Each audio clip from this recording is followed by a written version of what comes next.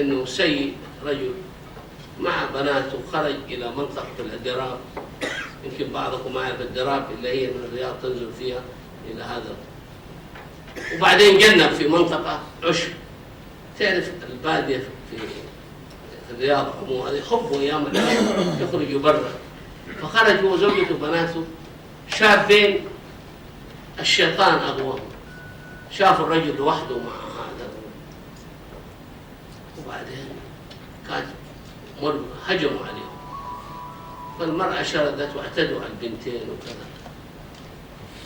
وللأسف كانت السيارة معاهم سيارة شرطة، فالرجل جاء في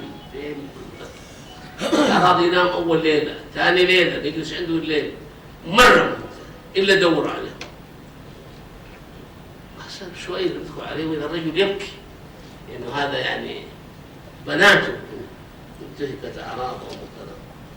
فبعد 3 أيام مسكوا الشابين وكذا، وبالصدفة إنهم شباب ما هم متزوجين، يعني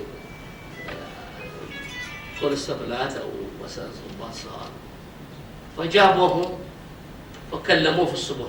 كنا عنده قالوا ترى اليوم في الصباح مسكوا هدول كذا كذا واعترفوا، واحنا بنحولهم المحكمة عشان الجرم اللي سووه. قال هي معنا محكمة.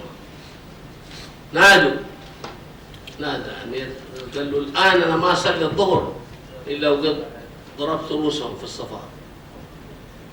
الموقف تأزم. ليه؟ لأنه هدول الشباب لسه ما هم متزوجين. طبعا الشرع يعني يرى فيهم أنه لازم يعرضوا على محكمة، وبالتالي قد يكون حدهم الجلد أو يكون حدهم كذا أو التغريب.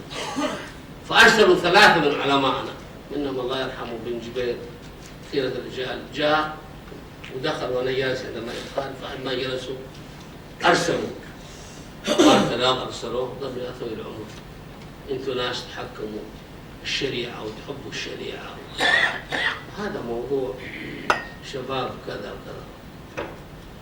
قال اقول يا مشايخ تقاويتوا جزاكم الله خير، تفضلوا انا ابصر، انا ابخس بالشريعه. الشريعه لا صارت بنت ماشيه تعرضت للناس وزنى فيها، أما انتهاك حرمات الناس هذا إفساد في الأرض وأنا مسؤول. تفضلوا المشايخ. ولم يخرج حتى ضرب رأس الشابين، لكنه في الوقت نفسه أشعر الجميع أن حرمات أي إنسان إنما الأدهى من هذا. لذلك أقول لكم ما كتبت لكم مذكرات الإقالة. الأدهى من هذا أن بعد 1.5 سنة ندخل عنده في محل الصبور في الليل في مجلس خاص وما حد يقول له، واحنا جالسين قالوا الملك ما خرج. قلت طيب ما دام ما خرج خلينا نروح خلاص احنا. جاء بن عمار الله يرحمكم ما تعرفوا بعضكم، وهذا بن عمار كان رئيس الشؤون الخاصه له. قال يا دكتور يماني الملك يقول لا تروح.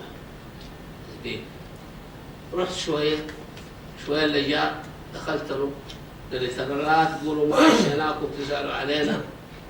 الملك يسال وزير يقول له ما، عشان كنا نجلس عنده. قال لا انا بقول لك سر ما اقول لاحد.